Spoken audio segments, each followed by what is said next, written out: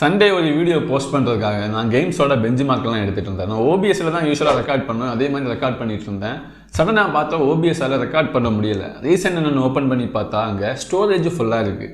என்னோட லேப்டாப்பில் இருக்கிறதே ஒரே ஒரு NVMe SSD தான், அதுவும் 500 GB.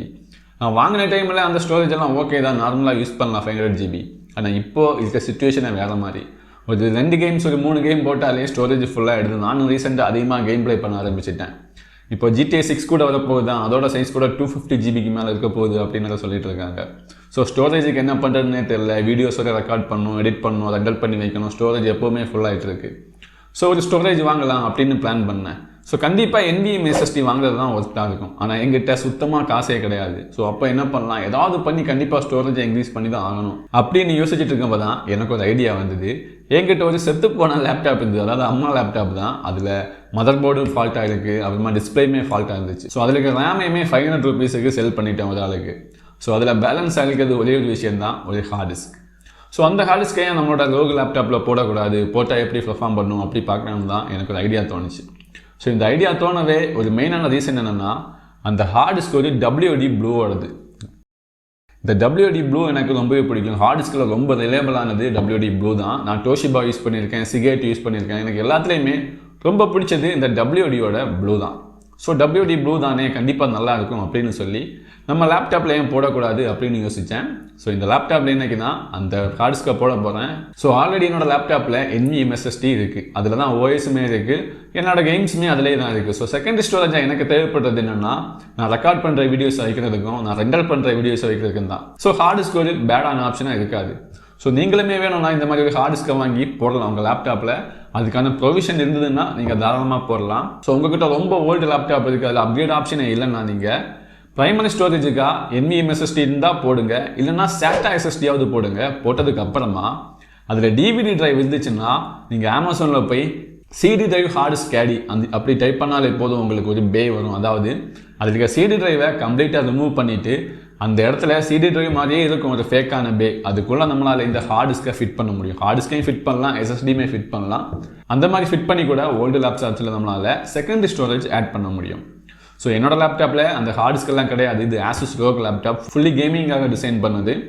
ஸோ இதில் அவங்களே ஒரு ப்ரொவிஷன் கொடுத்துருக்காங்க ஹார்ட் டிஸ்க் வைக்கிறதுக்கு. ஸோ அதில் தான் இந்த ஹார்ட் டிஸ்கை நான் இன்றைக்கி அப்கிரேட் பண்ண போகிறேன். மேபி இது ஒரு பெரிய விஷயமா இல்லாமல் இருக்கலாம், ஆனால் இது உங்களுக்கு கண்டிப்பாக யூஸ் ஆகலாம். நீங்கள் சர்வீஸ் சென்டருக்கெல்லாம் எடுத்துகிட்டு போகிறதுக்கு பதிலாக நீங்களே உங்கள் லேப்டாப் உங்களை சிஸ்டமில் எல்லாம் ஹார்ட் டிஸ்க் அப்கிரேட் பண்ணலாம். ஸோ அதுக்காக தான் நான் இதை வீடியோவை மேக் பண்ணுறேன். ஸோ இப்போ வாங்க இந்த லேப்டாப் ஓப்பன் பண்ணலாம். ஸோ இந்த லேப்டாப் ஓப்பன் பண்ணுறதுக்கு முன்னாடி நான் ஒரு வார்னிங் தரேன். உங்கள் லேப்டாப் இப்போவும் அண்டர் வாரண்டியில் தான் இருக்குன்னா அந்த லேப்டாப் ஓப்பன் பண்ணாதீங்க. நீங்கள் ஹார்ட் டிஸ்க் எடுத்துகிட்டு உங்கள் லேப்டாப்பையும் எடுத்துகிட்டு சர்வீஸ் சென்டரில் போனீங்கன்னா அவங்களே ஓப்பன் பண்ணி அவங்களே போட்டு கொடுப்பாங்க. ஏன்னா நம்மளாக ஓப்பன் பண்ணோன்னா வாரண்டி அவாய்ட் ஆகிடும். ஸோ அந்த மிஸ்டேக்கை பண்ணாதீங்க. ஏன்னா ஏதாவது பெரிய ஃபால்ட் வந்துச்சுன்னா நம்ம வாரண்டி கிளைம் பண்ண போனோம்னா அப்புறமா பண்ண முடியாது. ஸோ அண்டர் வாரண்டியில் இருந்துச்சுன்னா நீங்கள் தாராளமாக சர்வீஸ் சென்டருக்கு எடுத்துகிட்டு போகலாம். மோஸ்ட்லி அவங்க சார்ஜ் பண்ண மாட்டாங்க. ஸோ இப்போ என்னோட லேப்டாப் வாங்கி கிட்டத்தட்ட 5 வருஷத்துக்கிட்டே இருக்கும். ஸோ வாரண்டி கிடையாது, நானே ஓப்பன் பண்ணி நானே இன்ஸ்டால் பண்ண போகிறேன். அதுதான் இந்த வீடியோவில் காட்ட போகிறேன். ஸோ முதல்ல லேப்டாப்போட பின்னாடி இருக்க எல்லா ஸ்க்ரூஸையும் ரிமூவ் பண்ணலாம். சில லேப்டாப்ஸில் எல்லாமே முன்னாடி நம்ம கீபோர்டை ரிமூவ் பண்ணுறதுக்கு அப்புறமா தான் ரிமூவ் பண்ணுற மாதிரி இருக்கும். ஆனால் இந்த லேப்டாப் பொறுத்த வரைக்குமே பின்னாடி இருந்தே ஓப்பன் பண்ணலாம். ஸோ நீங்கள் யூடியூப்பில் போய் உங்கள் லேப்டாப் மாடலை போட்டு ஓப்பன் இல்லைன்னா அசம்பிள் அப்படி ஏதாவது போட்டிங்கன்னா, இல்லைனா அப்கிரேடு அந்த மாதிரி ஏதாவது சர்ச் பண்ணிங்கன்னா உங்கள் லேப்டாப்போட ஓப்பன் பண்ணுற மெத்தேடை போட்டிருப்பாங்க. ஸோ என்னோடய லேப்டாப்பில் எனக்கு தெரியும், பின்னாடி ஓப்பன் பண்ணால் போதும். ஸோ அப்புறமா லேப்டாப் பொறுத்த வரைக்குமே இந்த எட்ஜஸில் மட்டும் ஸ்க்ரூஸ் இருக்காது, மிடில் கூட ஸ்க்ரூஸ் இருக்கும். அது உங்கள் கீபோர்டோட ஸ்க்ரூஸ் கூட இங்கே தான் இருக்கும். நீங்கள் கீபோர்டை ரிமூவ் பண்ணுறதா இருந்தாலுமே முதல்ல நீங்கள் இந்த ஸ்க்ரூஸை ரிமூவ் பண்ணதுக்கு அப்புறமா தான் கீபோர்டை ரிமூவ் பண்ணணும். கீபோர்டோட ஸ்க்ரூஸை கூட இங்கே தான் கொடுத்துருப்பாங்க, மிடில் எங்கேயாவது. என்னோடய லேப்டாப்பில் எங்கே பார்த்தீங்கன்னா மிடில் ஒரு ஸ்க்ரூஸ் இருக்குது, அவ்வளோ சீக்கிரமாக பார்க்க முடியாது. ஸோ நீங்கள் கண்டிப்பாக ஃபுல்லாக செக் பண்ணதுக்கு அப்புறமா தான் பேனலை ரிமூவ் பண்ணணும். கீபோர்டோட ஸ்க்ரூஸ் கூட பின்னாடி தான் இருக்கும், ஞாபகம் வச்சுக்கோங்க. அப்புறமா இன்னொரு முக்கியமான விஷயம், நீங்கள் எல்லா ஸ்க்ரூஸையுமே ரிமூவ் பண்ணிட்டீங்கன்னா இமிடியேட்டாக பேனலை அப்படியே ஃபுல்லாக ஓப்பன் பண்ணி எடுத்துடாதீங்க, கொஞ்சம் கொஞ்சமாக ஓப்பன் பண்ணுங்கள். அதாவது இந்த பேனல்ஸ் எல்லாமே ஒரு சின்ன லாக்கில் தான் இருக்கும். ஸோ முதல்ல அந்த லாக்ஸ் எல்லாம் ரிமூவ் பண்ணலாம். நமக்கு சின்னதாக ஒரு சத்தம் கேட்கும் லாக் ரிமூவ் பண்ணுற மாதிரி. அந்த மாதிரி தான் இந்த மாதிரி எல்லா சைட்லேயுமே சின்னதாக லைட்டாக ஒரு புஷ் கொடுத்தாலே புல் பண்ணாலே போதும். ஸோ இப்போ எல்லா லாக்கையுமே எடுத்துட்டோம். அதனால் பேனலை இப்படி ஓப்பன் பண்ணக்கூடாது. நீங்கள் எந்த எலக்ட்ரானிக்ஸ் ஓப்பன் பண்ணுறதா இருந்தாலும் சரி, மொபைல் டிவைஸாக இருந்தாலும் சரி, பேனலை ரிமூவ் பண்ணிங்கன்னா அங்கே இமீடியட்டாக இப்படி புஷ் பண்ணி எடுக்கக்கூடாது. நான் கீழே ஏதாவது ஒயரிங் இருக்க சான்சஸ் இருக்குது. ஸோ இங்கே பார்த்தீங்கன்னா என்னோடய லேப்டாப்ஸ்லேயுமே பாருங்கள் பின்னாடி பேனலில் 2 ஒயர் கனெக்ட் பண்ணியிருக்காங்க. ஏன்னா இங்கே எல்இடிஸ் இருக்குது பாருங்கள், எல்இடி ஸ்ட்ரிப்ஸ், அதுக்காக தான். ஸோ இந்த பேனலை நான் இப்படியே வச்சுட்டு கூட இங்கே அப்கிரேட் பண்ணலாம். இங்கே பார்த்தீங்கன்னா இங்கே ரேம் இருக்குது, அப்கிரேட் பண்ணலாம். எஸ்எஸ்டி இங்கே இருக்குது, ஹார்ட் டிஸ்க் இங்கே போடலாம். ஸோ எல்லாமே விசிபிளாக தான் இருக்குது. நான் வேணும்னா இப்படியே வச்சுட்டு கூட அப்கிரேட் பண்ணலாம். நான் உங்களுக்கு கிளியராக தெரியணுங்கிறதுக்காக இந்த 2 லைனையுமே நான் ரிமூவ் பண்ணுறேன். ஸோ லேப்டாப்ஸோட இந்த கேபிள்ஸை எப்போவுமே ரிமூவ் பண்ணி போடக்கூடாது, ஈஸியாக டேமேஜ் ஆகிடும். இந்த கேபிள் கூட ஆல்ரெடி சின்ன டேமேஜில் தான் இருக்குது. ஸோ நான் உங்களுக்கு காட்டணுங்கிறதா தான் இந்த பேனலை ரிமூவ் பண்ணுறேன். மற்றபடி உங்களால் பேனல் ரிமூவ் பண்ணாமலே அப்கிரேட் பண்ண முடியும்னா அப்படியே வச்சுட்டு அப்கிரேட் பண்ணுங்கள். ஸோ இப்போ பார்த்தீங்கன்னா இதில் ஹார்ட் டிஸ்க் போடலாம். ஆல்ரெடி ஹார்ட் டிஸ்க்காக அந்த கேடி கொடுத்துருக்காங்க. கேடினா இந்த ஹார்ட் டிஸ்க் போடுற இந்த கேஸ் தான், அதுதான் கேடின்னு சொல்லுவாங்க. இங்கே இதோ கனெக்ட் பண்ணுறதுக்கான கேபிள்ஸுமே இருக்குது. ஸோ என்னோடய ப்ரைமரி ஸ்டோரேஜ் இங்கே இருக்குது பாருங்கள். இது ஒரு NVMe SSD இண்டலோடது. ஸோ செகண்டரியாக இந்த பேல ஹார்ட் டிஸ்க் போட போகிறோம். ஸோ இங்கே பார்த்தீங்கன்னா ரேம் ஸ்லாட் இருக்குது. ஸோ இதில் இந்த ரேம் இது கூடயே வந்தது இன்புல்டாக. இது நான் அப்புறமா அப்கிரேட் பண்ண ரேம் அமேசான்லேருந்து வாங்கியிருந்தேன். ஸோ அப்புறமா இன்னொரு விஷயம் நான் உங்களுக்கு காட்டணும். கவர்மெண்ட் லேப்டாப் எந்த அளவுக்கு யூஸ் ஆகுதுன்னு பாருங்கள். இங்கே இருக்க இந்த ஸ்பீக்கரை பாருங்கள். இந்த ஸ்பீக்கரை நான் டபுள் டேப் போட்டு ஒட்டி வச்சுருக்கேன். அப்புறமா அதோட லைன்ஸையுமே காட்டுறேன் பாருங்கள். இந்த பக்கமும் அதே மாதிரி தான் டபுள் டேப்பில் ஒட்டியிருக்கேன். ஆனால் இங்கே பார்த்தீங்கன்னா கட்டு இருக்கும் பாருங்கள். இந்த கட்டெல்லாம் எதுக்காக இருக்குன்னா, இந்த ஸ்பீக்கரையே கவர்மெண்ட் லேப்டாப்லேருந்து எடுத்து தான் இந்த ரோக் லேப்டாப்லேயே போட்டிருக்கேன். அதோட லைனு லென்த்து சைஸ் எல்லாம் கரெக்டாக இருக்காது தான். ஸோ அதனால் நான் என்ன பண்ணேன்னா இந்த ஒயரை கட் பண்ணி ஜாயின் பண்ணி வச்சுருக்கேன். பேலன்ஸ் ஒயர் இந்த பேட்டரிக்கு கீழே அப்படியே போயிட்டுருக்கு.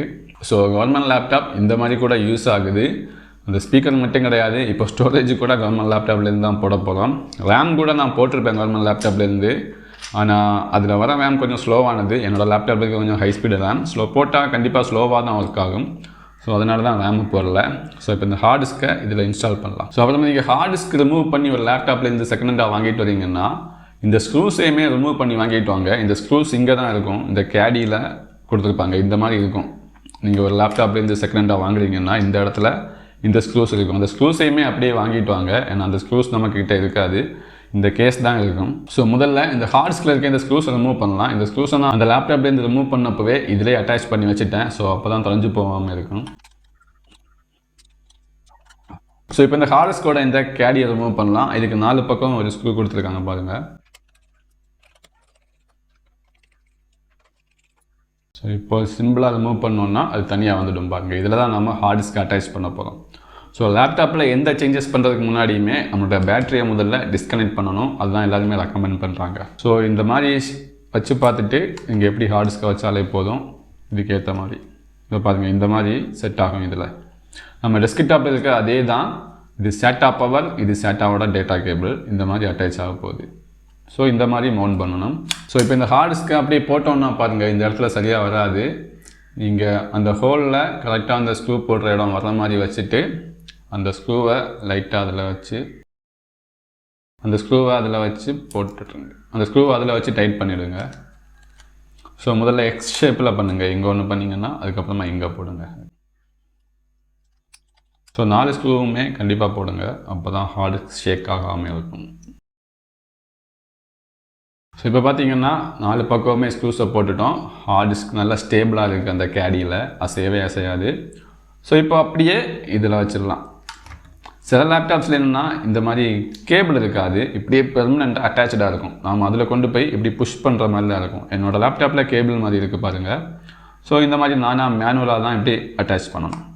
சில லேப்டாப்ஸில் அப்படி இருக்காது, அங்கேயே போர்டு கூடயே சேர்ந்து கூட வரும். நாம் இப்படி கொண்டு போய் இப்போ அதில் புஷ் பண்ணி வைக்கிற மாதிரி தான் இருக்கும். ஸோ 4 பக்கமுமே சரியாக வந்ததுக்கப்புறமா மறுபடியும் ஸ்க்ரூஸை போட்டு அதில் ஃபிட் பண்ணிடலாம். ஸோ இப்போ இருக்க சிச்சுவேஷனில் எல்லாம் ஹார்ட் டிஸ்க்கை செகண்டரி ஸ்டோரேஜாக மட்டும் யூஸ் பண்ணுங்கள், பெர்மனன்ட் ஸ்டோரேஜாக யூஸ் பண்ணாதீங்க. பெர்மனன்ட் ஸ்டோரேஜாக யூஸ் பண்ணிங்கன்னா ரொம்ப ஸ்லோவாக இருக்கும். NVMe SSD தான் எப்போவுமே ப்ரைமரி ஸ்டோரேஜாக யூஸ் பண்ணுங்கள். NVMe SSD அப்கிரேட் பண்ணுறதா இருந்தால் கூட நான் இப்போ சிம்பிளாக பண்ணலாம், ரேம் பண்ணுறதா இருந்தால் கூட சிம்பிளாக பண்ணலாம். ஆனால் லேப்டாப்பில் ஒரு டிஸ்அட்வான்டேஜ் என்னென்னா இங்கே பாருங்கள் எங்கள் கிராஃபிக்ஸ் கார்டு CPU இருக்குது. இதை மட்டும் என்னால் அப்கிரேட் பண்ணவே முடியாது. அந்த மாதிரி எதுவுமே வரல. மதர் போர்டுமே சேஞ்ச் பண்ண முடியாது. அதாவது நெக்ஸ்ட் ஜென்ரேஷனுக்கு போக முடியாது. இதே மதர் போர்டு தான் நான் ரிப்பீட்டாகவும் போடுற மாதிரி இருக்கும். ஆனால் டெஸ்க்டாப்பில் அப்படி கிடையாது. ஸோ முடிஞ்ச வரைக்குமே டெஸ்க்டாப்பே பில்ட் பண்ணுங்கள். ஸோ அப்புறமா இன்ஸ்டாலிங் முடிஞ்சதுக்கப்புறமா நீங்கள் பேட்டரியுமே கனெக்ட் பண்ணிவிடுங்க. ஸோ அப்புறமா பேனல் அட்டாச் பண்ணலாம். ஸோ நான் இங்கே என்னோடய லேப்டாப்பில் 2 கேபிள் இருந்தது. ஸோ இந்த கேபிளை ரிமூவ் பண்ணுறதுக்கும் அட்டாச் பண்ணுறதுக்கும் ப்ரே டூல்ஸை தான் யூஸ் பண்ணுவாங்க. எங்கிட்ட அந்த டூல் கிடையாது. ஏன்னா நான் மோஸ்ட்லி டெஸ்க்டாப் தான் ரிப்பேர் பண்ணுவேன். லேப்டாப்லாம் அதிகமாக எங்கிட்ட வர்றதில்லை. ஸோ நான் ஹேண்டாலேயே அப்படியே பண்ணிவிடுவேன். ஆனால் ஹேண்டில் பண்ணுறது ரெக்கமெண்டட் கிடையாது. அப்புறமா இந்த கேபிளில் இருக்க இந்த ப்ளூ ஸ்ட்ரிப் இருக்குது பாருங்கள். நீங்கள் இந்த லேப்டாப்பை ஃப்ரீக்வெண்ட்டாக ஓப்பன் பண்ணிட்டு இருந்தீங்கன்னா இந்த ஸ்ட்ரிப் தனியாக வந்துடும். இதுலேயும் தனியாக வந்துடுச்சு. நான் எப்படியோ அட்டாச் பண்ணி வச்சுருக்கேன். அதுதான் எனக்கு லேப்டாப்பில் சுத்தமாக பிடிக்காது. இந்த ஸ்ட்ரிப் தனியாக வந்துடும் கலந்து ஈஸியாக. ஸோ லேப்டாப்பை அடிக்கடி ஓப்பன் பண்ணாதீங்க, நல்லது கிடையாது. நான் க்ளீன் பண்ணுறதுக்காக ஒரு 6 மந்த்துக்கு ஒரு வாட்டி ஓப்பன் பண்ணுவேன். ஸோ அப்புறமா லேப்டாப்பை க்ளோஸ் பண்ணும்போது இன்னொரு விஷயம் நீங்கள் பண்ண வேண்டியது, இப்படியே வச்சுட்டிங்கன்னா நான் சொல்லியிருந்த ஸ்டார்டிங்கில் ஒரு லாக் பண்ணி தான் இருக்கணும். அதே மாதிரி இப்படி புஷ் பண்ணுங்கள். புஷ் பண்ணதுமே உங்களுக்கு சவுண்டு கேட்கும். அந்தந்த இடத்துல அது கரெக்டாக போய் லாக் ஆகிடும். லாக் ஆனதுக்கு அப்புறமா ஸ்க்ரூவை டைட் பண்ண ஆரம்பிங்க. ஸோ இப்போ எந்தெந்த ஸ்க்ரூவை எங்கேருந்து ஓப்பன் பண்ணிங்களோ அதே இடத்துல அப்படியே போட்டுருங்க. போட்டு டைட் பண்ணிவிடுங்க. எந்த ஸ்க்ரூஸையுமே மிஸ் பண்ணாதீங்க லேப்டாப் பொறுத்த வரைக்குமே. முக்கியமாக கீபோர்டோட ஸ்க்ரூ கூட இங்கே தான் இருக்கும். ஸோ அதையுமே மறக்காமல் போடுங்க. நான் மோஸ்ட்லி நிறைய ஷாப்பில் நான் பார்த்துருக்கேன். அவங்க ரிப்பேர் பண்ண கொடுத்துட்டு திரும்பி வாங்கும்போது லேப்டாப்பில் 1-2 ஸ்க்ரூஸ் காணாமல் போயிடுது. ஏன்னு தெரியல, நிறைய ஷாப்பில் அப்படி நடக்குது. ஸோ ஸ்க்ரூவை டைட் பண்ணும்போது ரொம்ப டைட் பண்ணாதீங்க. லைட்டாக ஒரு சின்னதாக ஒரு ப்ரெஷர் கொடுத்தாலே போதும். அது லேப்டாப்பாக இருந்தாலும் சரி, பிசியாக இருந்தாலும் சரி. நம்ம கார் பைக்கில் எல்லாம் பண்ணுற மாதிரி ரொம்ப எல்லாம் டைட் பண்ண வேண்டிய தேவையில்லை. சின்னதாக ஒரு ப்ரெஷர் கொடுத்தாலே போதும். ஸோ இப்போ எல்லா ஸ்க்ரூஸுமே டைட் பண்ணிட்டோம். இப்போ ஓப்பன் பண்ணி அந்த ஸ்டோரேஜ் நம்ம லேப்டாப்பில் டிடெக்ட் ஆகுதான்னு பார்க்கலாம். ஸோ இப்போ மை கம்ப்யூட்டர் ஓப்பன் பண்ணி பார்த்தாலே தெரியும், நம்ம ஹார்ட் டிஸ்க் வந்துடும். இங்கே பாருங்கள் WD. ஸோ ஆல்ரெடி அதுவுமே ஃபுல்லாக தான் இருக்குது. நான் ஃபார்மேட் பண்ணிவிடுவேன், பிரச்சனை இல்லை. 320 GB போட்டோம். இங்கே 297 GB இருக்குது. ஸோ இன்கேஸ் நீங்கள் இந்த மாதிரி புது ஹார்ட் டிஸ்க் போடும்போது உங்கள் லேப்டாப்பில் அது டிடெக்ட் ஆகலைன்னா நீங்கள் அதுக்கு என்ன பண்ணணும்னா, இங்கே கீழே சர்ச்சில் போங்க. சர்ச்சில் போயிட்டு டிஸ்க் மேனேஜ்மெண்ட் அப்படின்னு சர்ச் பண்ணுங்கள். அப்படி சர்ச் பண்ணும்போது இந்த மாதிரி வரும், கிரியேட் ஃபார்மேட் டிஸ்க் பார்ட்டிஷன். இதே ஓல்டு OS இருந்தால் அதில் டிஸ்க் மேனேஜ்மெண்ட்டுன்னே வரும். அதில் கிளிக் பண்ணி ஓப்பன் பண்ணுங்கள். ஸோ ஓப்பன் பண்ணும்போது நமக்கு டிஸ்க் மேனேஜ்மெண்ட்டோட அந்த கன்சோல் ஓப்பன் ஆகிடும். ஸோ இங்கே பார்த்தீங்கன்னா இது WD நான் இப்போ போட்ட ஹார்ட் டிஸ்க் இது வரைக்கும் பாருங்கள் 298. இது ஆல்ரெடி ஒரு 500 GB NVMe SSD இருந்தேன்னு சொன்னதில்ல, அதுதான் இது செகண்ட் இதுவும் இங்கே இருக்குது. ஸோ இன்கேஸ் உங்களுக்கு மை கம்ப்யூட்டரில் வரலைன்னா இங்கே வந்துடும் கண்டிப்பாக டிஸ்க் மேனேஜ்மெண்ட்டில். அது ஒர்க்கிங் கண்டிஷனில் இருந்தால் கண்டிப்பாக இங்கே டிஸ்க் மேனேஜ்மெண்ட்டில் வந்துடும். நீங்கள் ரைட் கிளிக் பண்ணி அதில் ஃபார்மேட் கொடுத்தாலே போதும். ஃபார்மேட் கொடுத்துட்டு ஓகே கொடுத்தீங்கன்னா அந்த டிஸ்க்கு ஃபுல்லாகவே ஃபார்மேட் ஆகிடும். அதுக்கப்புறமா மை கம்ப்யூட்டரில் பார்த்தீங்கன்னா கண்டிப்பாக அதில் வந்துடும். இன்கேஸ் உங்களுக்கு மை கம்ப்யூட்டரில் ஷோ ஆகாமல் இருந்தால் மட்டும் நீங்கள் ஃபார்மேட் பண்ணால் போதும். மோஸ்ட்லி புது ஹார்ட் டிஸ்காக இருந்தாலுமே இங்கே வந்துடும். மேபி நீங்கள் ஃபார்மேட் பண்ணுற மாதிரி தான் இருக்கும். அது இந்த மாதிரி டபுள் கிளிக் பண்ணாலே ஃபார்மேட் ஆகிடும் ஆட்டோமேட்டிக்காக. ஸோ இனிமேல் உங்களுக்கு இதில் ஏதாவது டவுட் இருந்துச்சுன்னா கமெண்ட்டில் கேளுங்க, நான் கண்டிப்பாக உங்களுக்கு ரிப்ளை பண்ணுறேன். ஸோ இந்த வீடியோ இருந்து ஏதாவது இன்ஃபர்மேஷன் நீங்கள் கற்றுக்கிட்டீங்கன்னா இந்த வீடியோக்கு லைக் பண்ணுங்கள். என்னோட சேனலை மறக்காமல் சப்ஸ்கிரைப் பண்ணுங்கள்.